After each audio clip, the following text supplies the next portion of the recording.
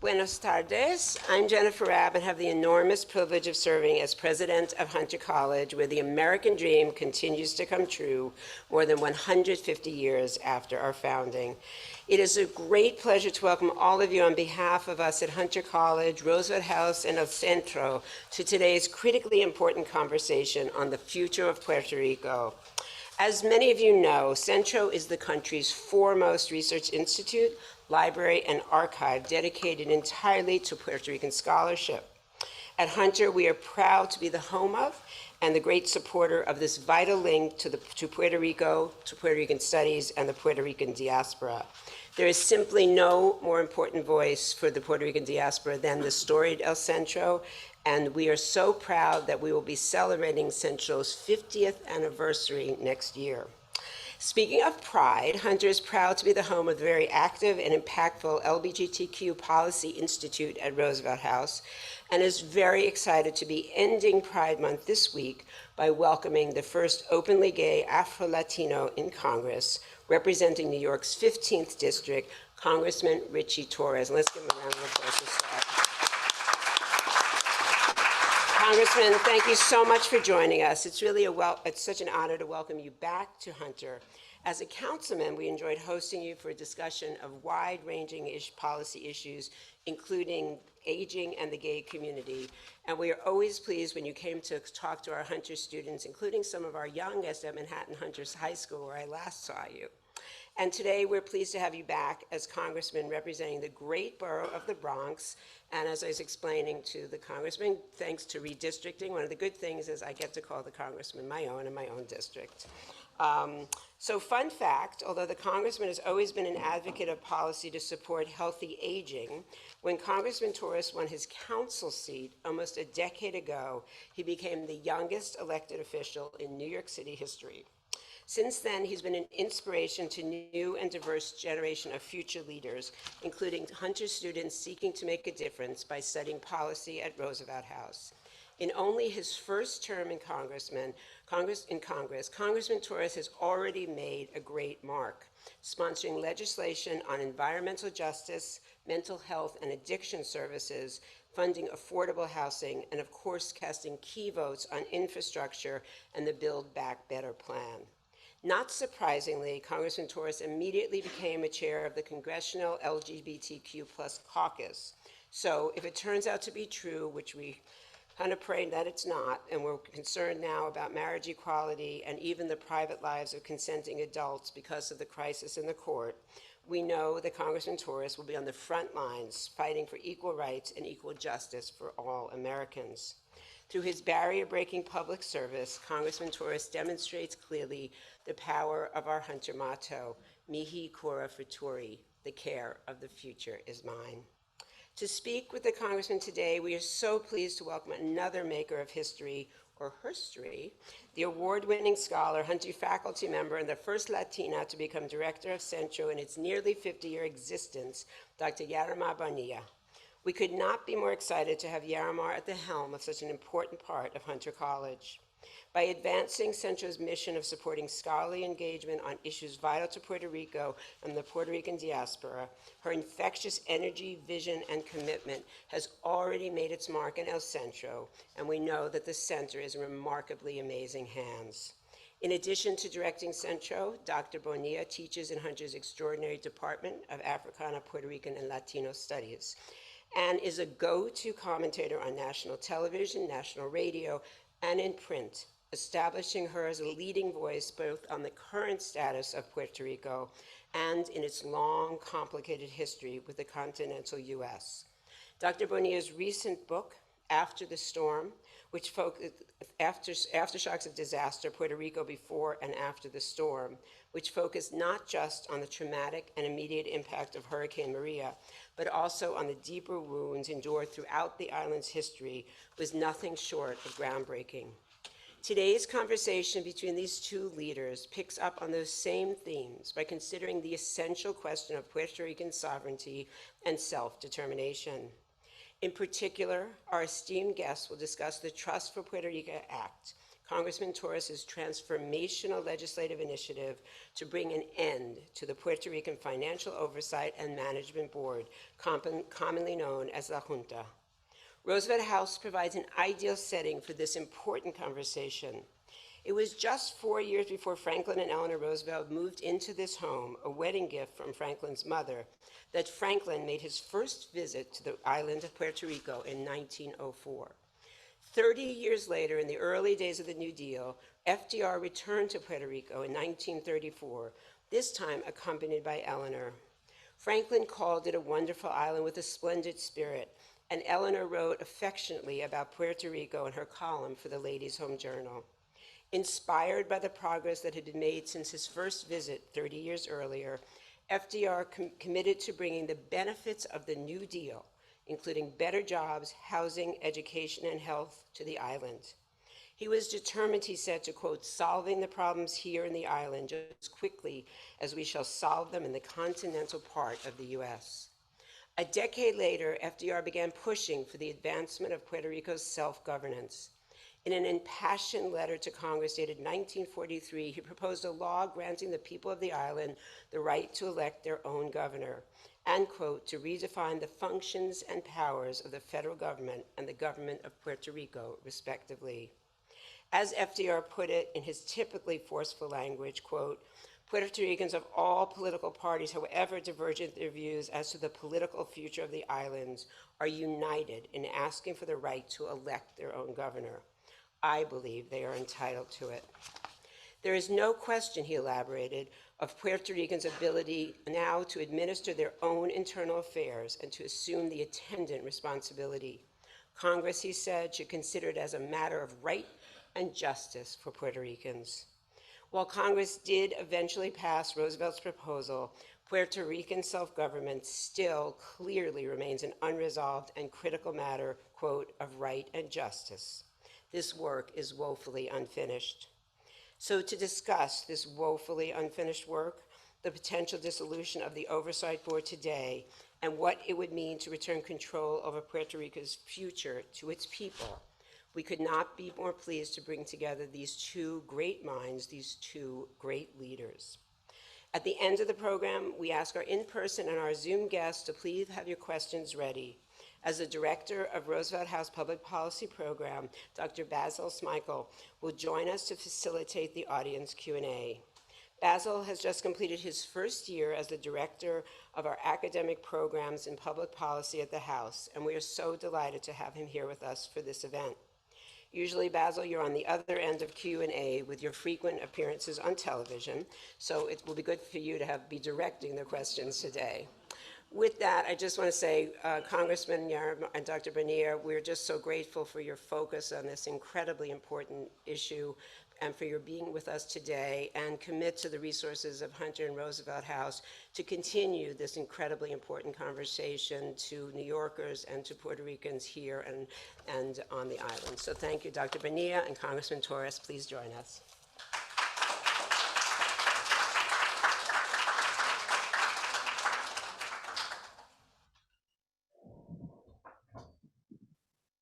President Raab, for such thoughtful opening remarks. Thank you, Congressman Torres, for being here. We're so excited to have you here and so grateful for your time and your generosity of spirit. Before we begin, I just want to note there's a lot going on in the world. There is a lot going on in our country.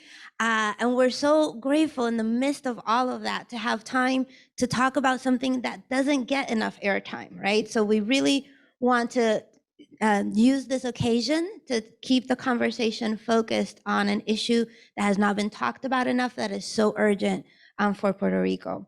And we're short on time, and I'm sure we're full on questions, so please note you have index cards to write your questions, and the Zoom viewers can put them in the Q&A box so that we can collect them and group them.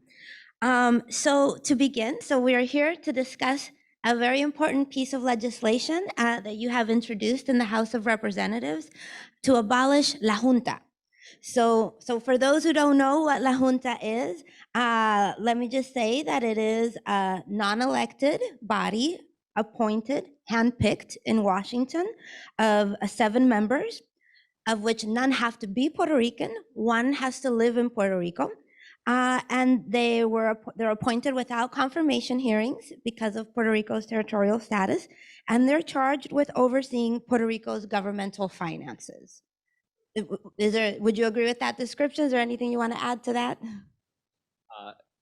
That's how it exists on paper, but the reality is even worse. So tell us a little bit about the reality and about what motivated you to work on this piece of legislation, especially as a freshman congressman. Why was this so central on your agenda?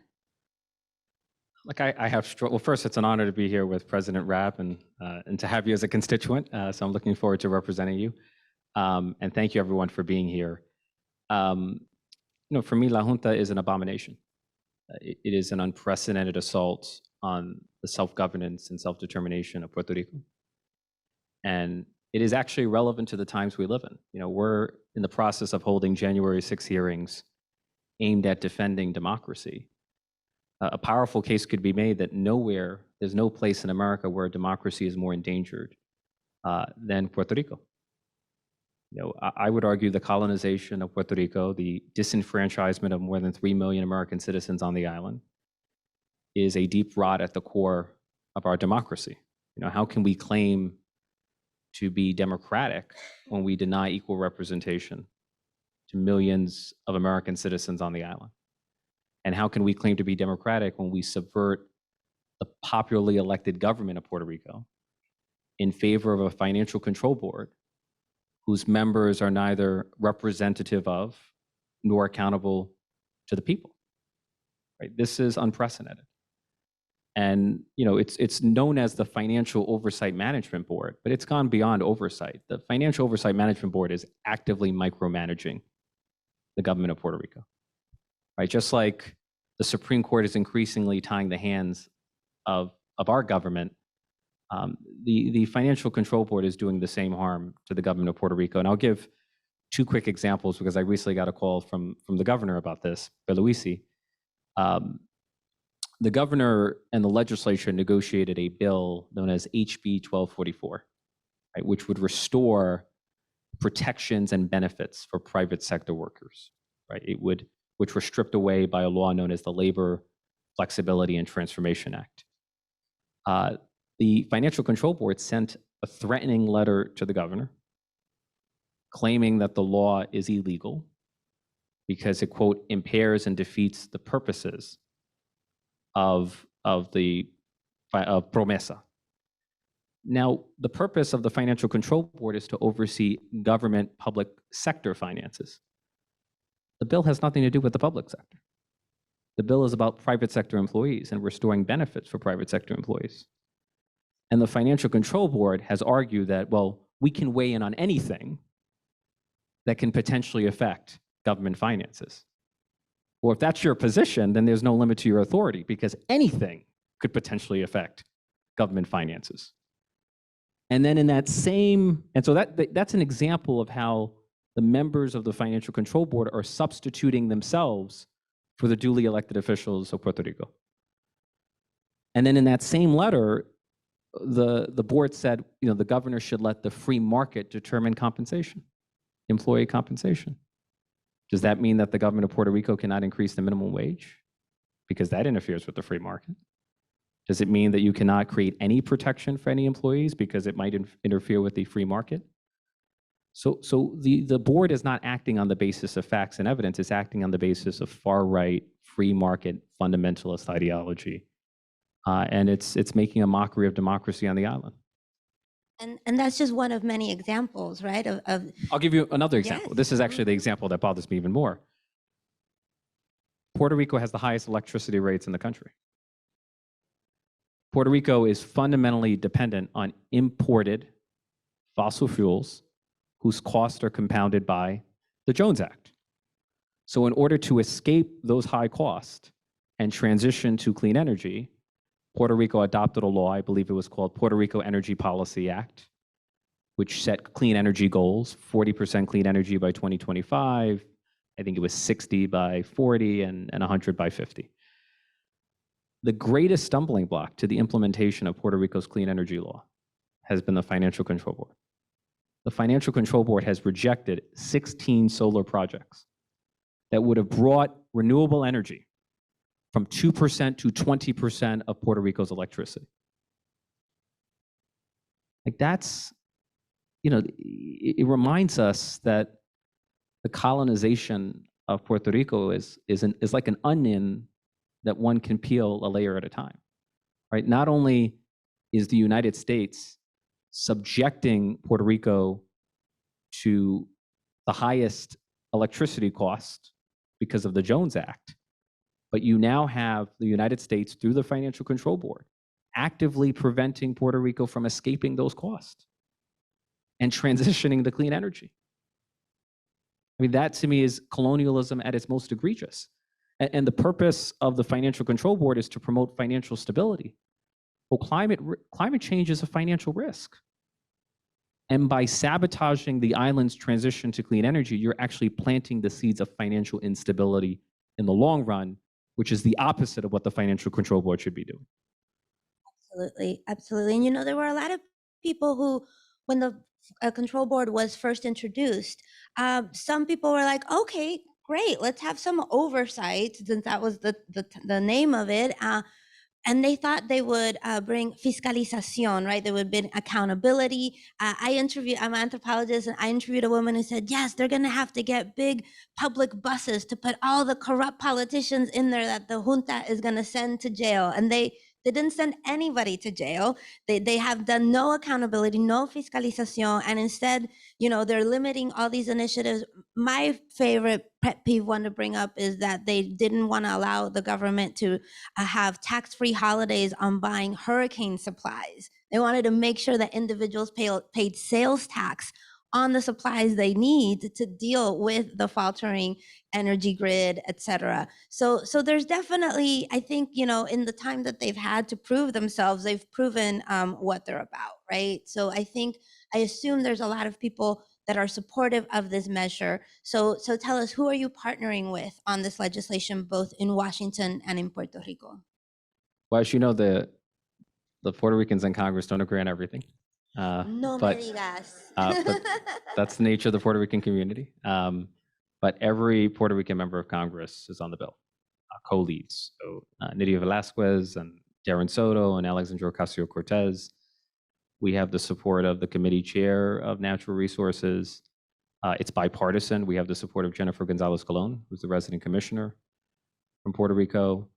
And I've had conversations with Speaker Pelosi, and she is receptive to expediting the abolition. And I just probably should clarify what it actually does. So the Trust Act would not immediately, but it would expedite the elimination of the Financial Control Board. It would terminate the Financial Control Board 90 days after the certification of 2 balanced budgets, reducing the required number of balanced budgets from 4 to 2. And one of those budgets could actually happen before the enactment of the law. So if the Trust Act, trust is Territorial Reliefs under Sustainable Transition Act, if the trust becomes law, it would terminate the Financial Control Board either in late 2023 or early 2024. Is anyone against this measure?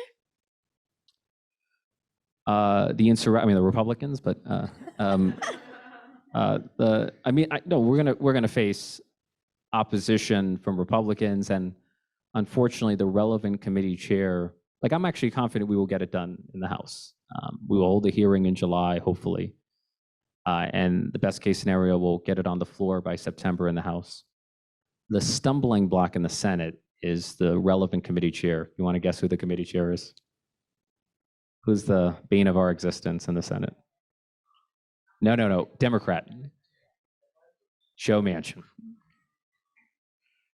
God has constituted the universe so that Joe Manchin is in charge of Promesa in the Senate. So our strategy would be, if we're going to get this done, is to include it in a larger bill so that someone like Manchin has no choice but to vote for it. But that would be the best hope. I think as a standalone, it would face a complicated path. So we would have to include it in a larger bill, maybe the Appropriations Act that we passed toward the end of the year or maybe early next year. And who are your partners in Puerto Rico? The governor.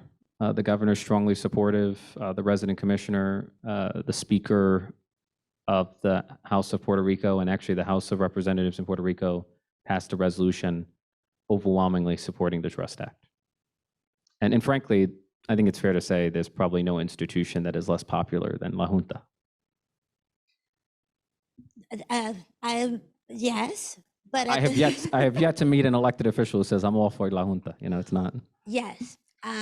Outside of elected officials, though, there is a lot of concern about elected officials in Puerto Rico, right? So this was part of why at the beginning some people were supportive of La Junta.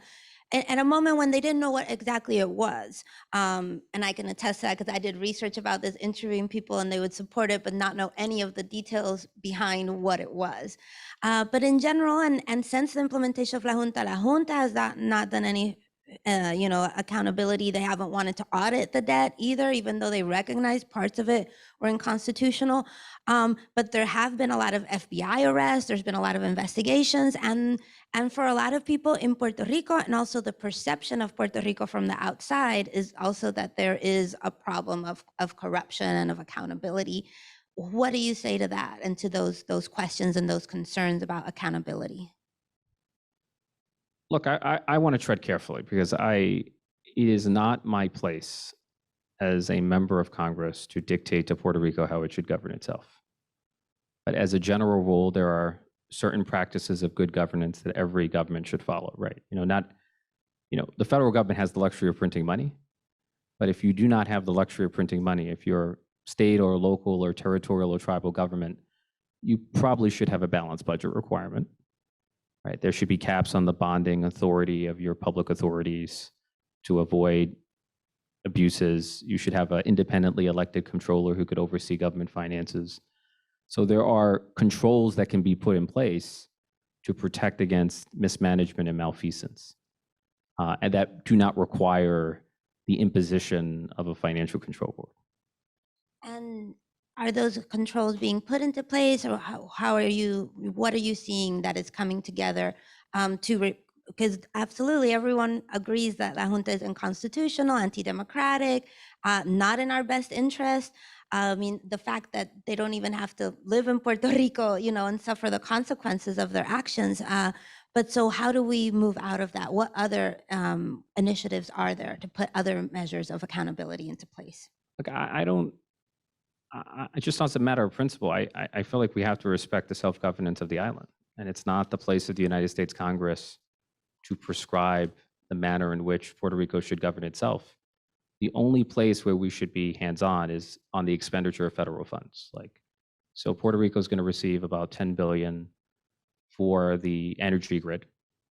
And we have a vested interest in seeing those dollars spent efficiently and expeditiously.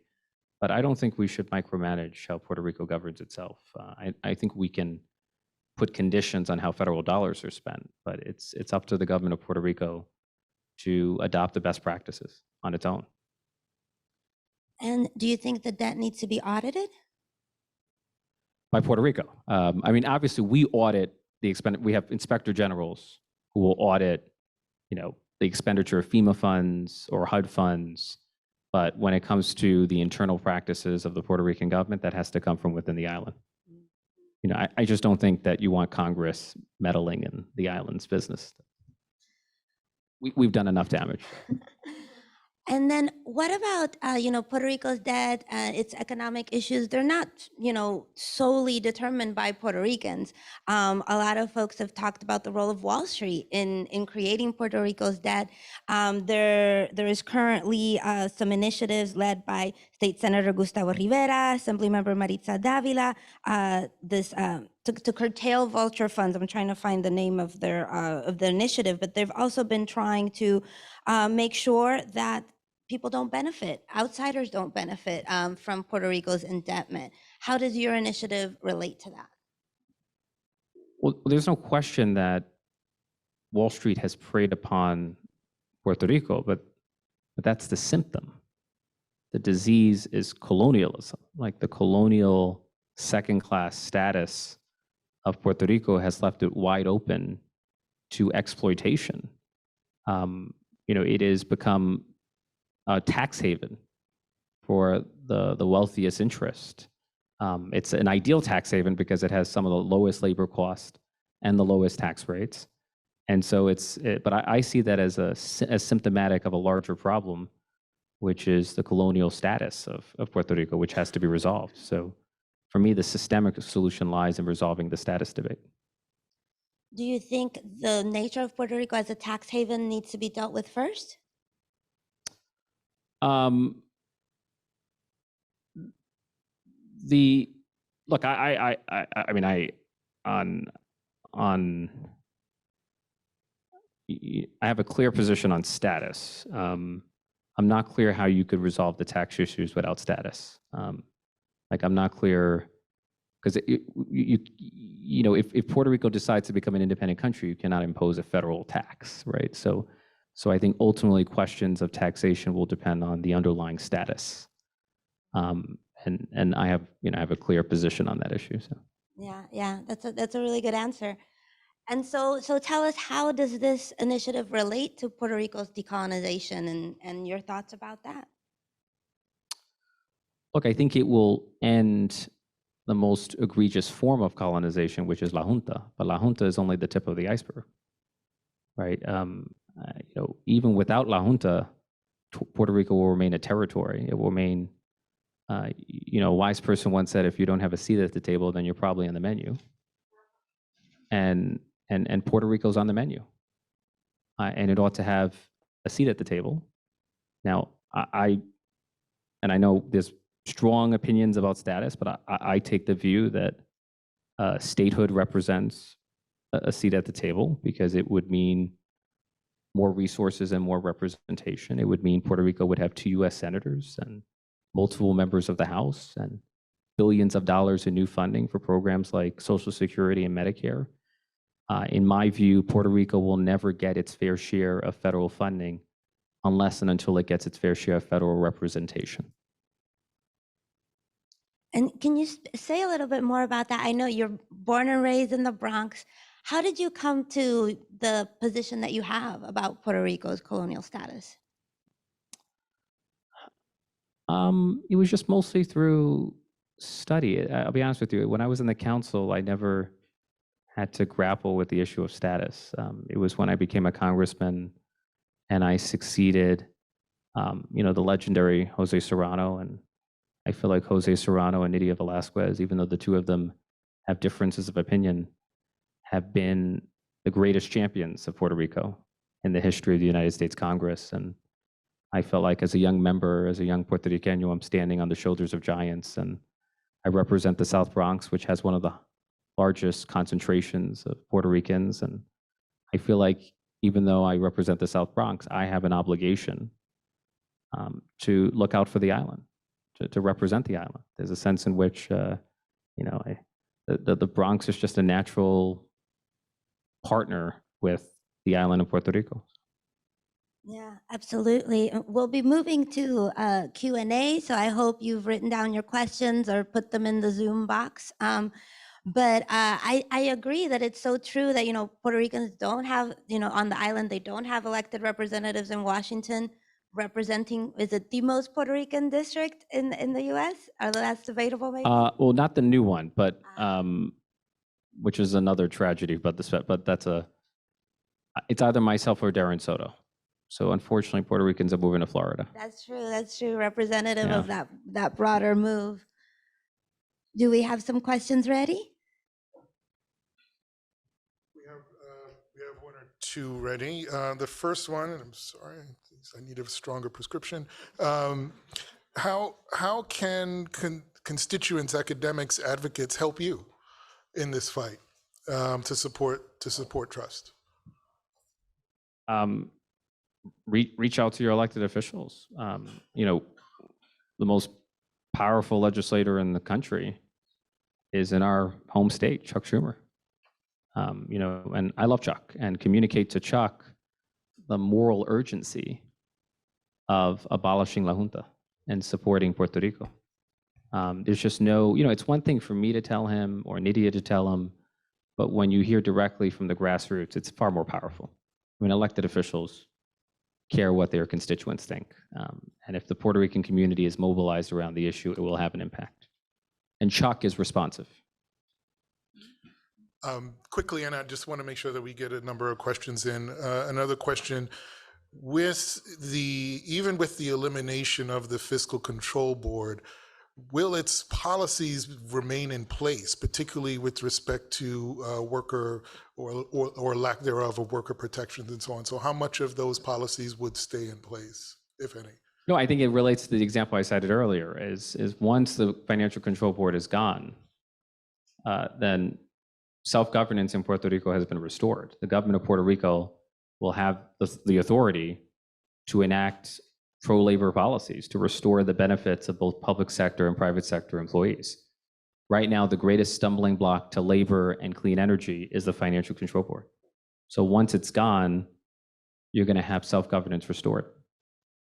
Although, of course, there are some austerity measures, closure of schools, other things that won't be easily reversed, right?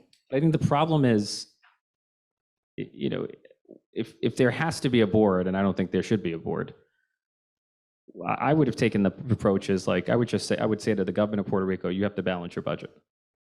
I'm not going to prescribe how you do it, but here's the performance goal that you have to meet.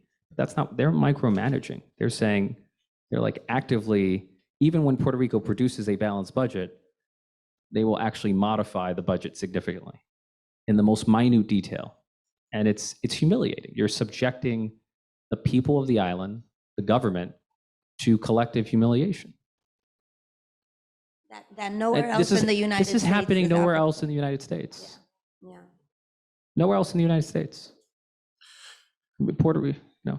We have one question in the back. Is this from Zoom? Yes, this is a question from Zoom.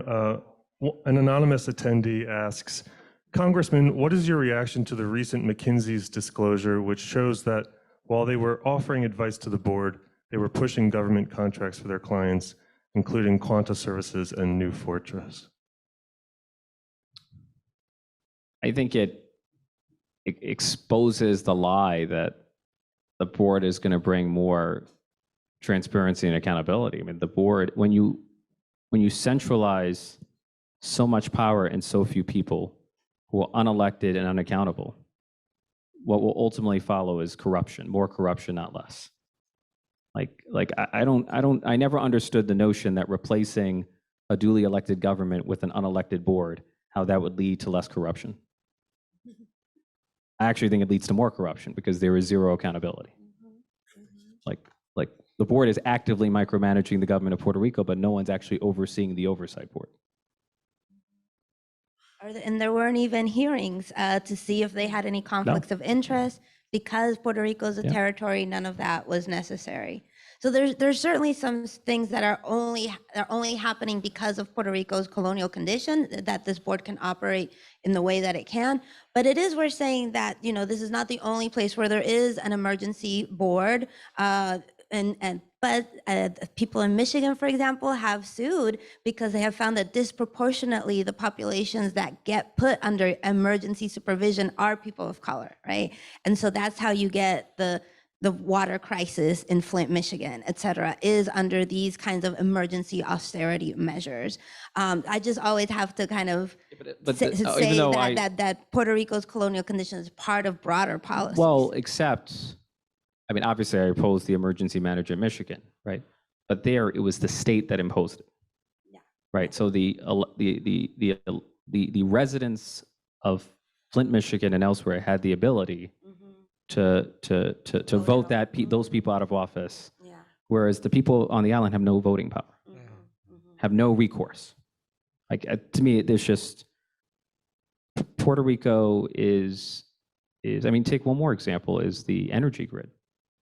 You know, one would think in the 21st century, every place in America, and the wealthiest country in the world, would have access to reliable electricity. But not so in Puerto Rico, right? The reality is much darker in Puerto Rico, which has seen a never-ending cycle of massive power failures. The power grid is in a state of crisis because of a series of hurricanes dating back to September 2017 and earthquakes dating back to December 2019. And I know you know these facts, but I think it's worth recounting. I mean, first came Hurricane Irma in early September, which left 1.2 million residents without electricity. Next came Hurricane Maria, which left residents without electricity up to 10 months, like the longest running blackout in the history of the United States. And then you had the earthquakes, a 6.5 magnitude earthquake that decimated Costa Sur, which I think accounted for 25% of Puerto Rico's electricity. So for me, there's nothing more critical to the recovery of the island than restoring the power grid. And I was just informed by Victor Martinez as my point person on Puerto Rico, and he just informed me that the Financial Control Board now expects the government of Puerto Rico that before you can even spend $1, you have to submit massive amounts of paperwork. What sense does that make? Like if it's an emergency, we have to spend the money. We don't have time to go through layers and layers of paperwork, right? If my house is on fire, I don't give a damn about paperwork. I want to get the money spent. Yeah. And we're moving into the 5th year anniversary of Hurricane Maria in September. I'm moving into what's already been predicted to be a very active hurricane season. And the grid is still not repaired, not where it should be. And we haven't moved to renewables the way we have to. So hopefully this first piece of legislation will be the first of many causes that we will see you active on in relation to Puerto Rico, I hope. Yes. Do we have any other final questions? We'll just do one very quick question. What were the circumstances, you may have answered this already, but very quickly, what were the circumstances that brought all of this on in the first place, this central board? And status aside, how do we all sort of keep this from happening again, being reestablished? I don't think there's a status aside. I mean, if Puerto Rico is has second class status, it suffers from inequality with respect to bankruptcy. It has no ability to access a bankruptcy code, which is what necessitated Promesa in the first place. It has inequality with respect to federal programs like SSI and Medicare. It has inequality with respect to representation and resources. So as long as those inequalities persist, Puerto Rico is at risk of facing a repeat of history. So we have to resolve the question of status. There's no escaping it. It's the root cause of Puerto Rico's plight. I do not think, I mean, yes, there are governmental challenges in Puerto Rico, but there are governmental challenges everywhere. But I do not think the prime cause of Puerto Rico's distress is internal corruption. I think it's colonialism. Thank you. Thank you. So there were some a couple of status bills and a compromise bill or a consensus bill, however you want to call it. They don't seem to have been taken up this year. What do you support in terms of procedures for moving out of Puerto Rico's colonial status? Look, I mean, I have a personal preference for statehood, but I will support whatever the people vote for. So if the people vote for independence, I will legislate independence. If the people vote for statehood, I will legislate statehood. I mean, I have a personal preference, but ultimately Congress ought to defer to the people on the island.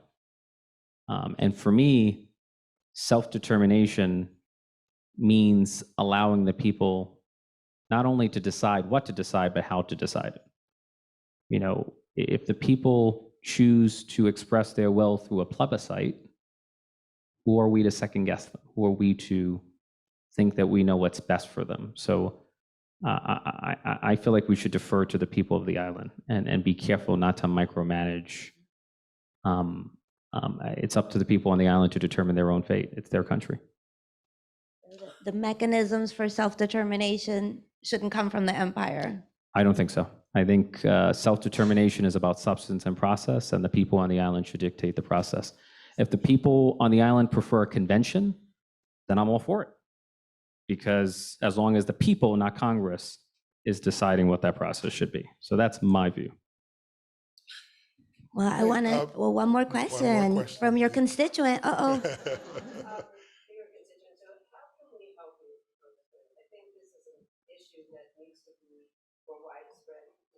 warrants widespread discussion. I think the younger population needs to be brought in. I think the Puerto Rican community needs resources and support to be really educated on the options.